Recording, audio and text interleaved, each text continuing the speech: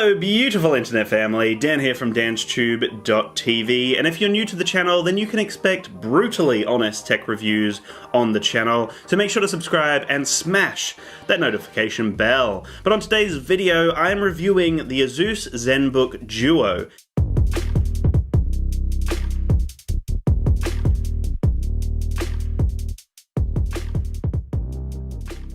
Now there are a few different versions of this laptop, plus there's also a Pro version, so I will have the links in the description below to check it out and also see what other customization options you guys have. But the version I have here is just the ZenBook Duo. It's not the Pro version. It's got the 1080p display, and then you have the 1080p screen pad. Is that what they call it?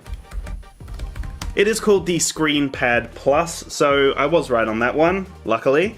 And it's basically like having 1.5 displays. So you've got a full display here, and then you've got a half display that is actually full touchscreen. It's a 1080p display, super responsive, and really, honestly, it's so good. Like, I thought it would be a little bit gimmicky. I didn't know how much kind of functionality you could have with this unit itself, but it's really useful, honestly. Like, you can have whatever you want on that bottom display. So you could have your editing program up on the main display, then you could have your notes on the bottom display, you could have like a PowerPoint presentation and then a Word document and then your research. If you're a musician, you can have like maybe some chords below, and then you could have like some YouTube video showing you how to play something. You could have some lyrics on another section of the display itself. So literally, you can choose what you want. Like, the options are limitless. You can basically do whatever you want. It's like having a dual display, but you've got half a display that's touchscreen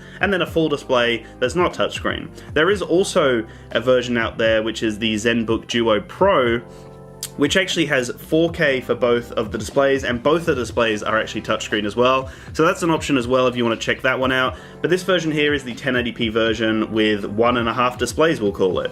And it actually has 8 gigs of RAM, it has an Intel Core i5, it's running Windows 10, it has half a terabyte of storage with an SSD. Also, when it comes to the graphics, I'm just loading that up, it is a GeForce MX 250. So honestly, quite a powerful little unit, and for most people out there, for just everyday use, it's going to be fantastic. To be able to have that additional display has just made me so much more efficient. To be able to have a proper display, to have my editing program open, or to have some, some information on the main display. So if I have my YouTube channel there, for example, I can then have my notes below on the touch display. So I can use that as a reference point when I'm typing out my titles or my descriptions, or if I'm setting up a podcast or a new YouTube video. Like, honestly, the possibilities are endless, and you can kind of do whatever you need to with it. So the people who have asked me, is that a gimmick? Are you actually going to use that? Yes, you will use it, guys. Think about it. It's a whole display. It's half a display crammed into... Sorry, it's a whole display crammed into half a display. You can stretch it out. You can have 3 separate windows. You can have 2 windows.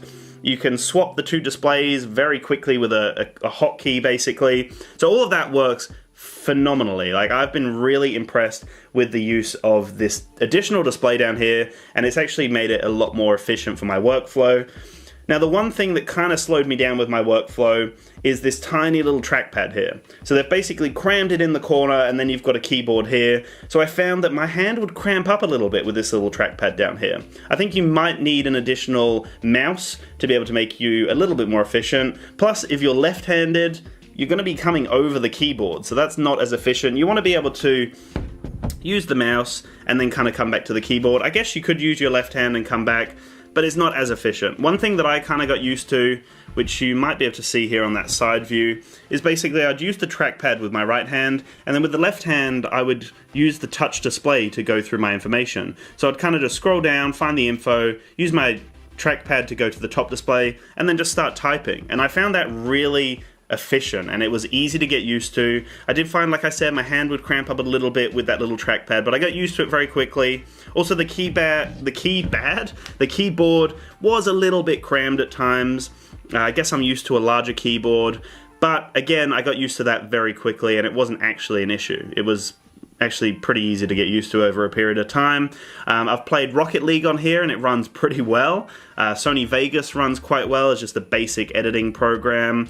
And just for everyday browsing, it's honestly super easy. So it depends what you need a laptop for. That's kind of the ultimate question when it comes to anything you're going to buy, whether it's a camera, whether it's a laptop, whether it's a fan for your room. You want to know like what you're actually going to be using it for.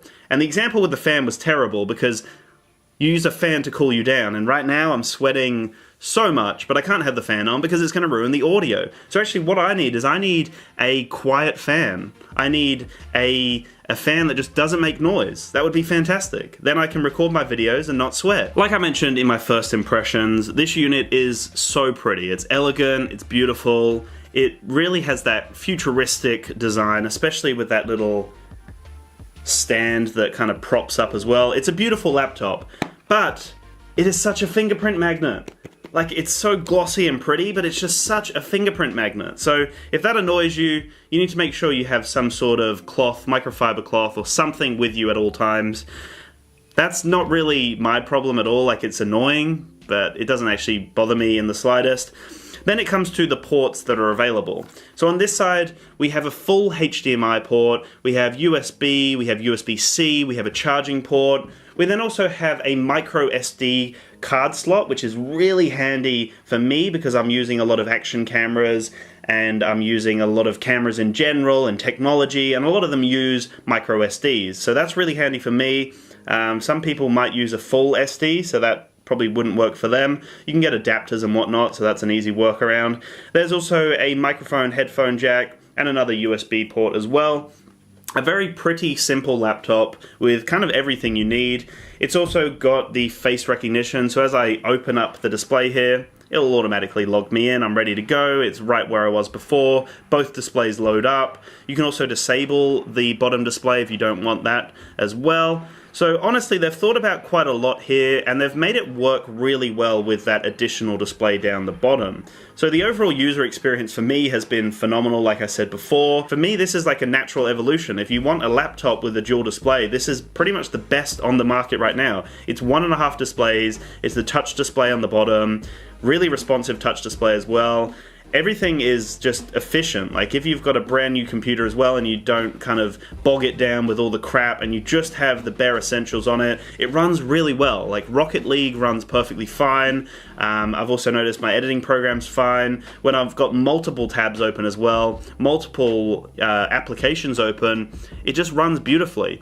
And it basically, Windows recognizes it as an extension of the display, or you can change that setting as you want. So I've kind of just made it an extension of the main display, so I can just drag and drop whatever I want, and it actually is really efficient. So I'm really keen to see how this goes after a period of time. I've only kind of been using it now for a month or so, and it's been fantastic. Like, I've really enjoyed using this laptop. So I'd love to know what you guys think of the ZenBook Duo. If you've grabbed yourself one, I'd love to hear what your experiences are like with it. Anyway, thank you so much for watching. Make sure to have a fantastic day, and peace out.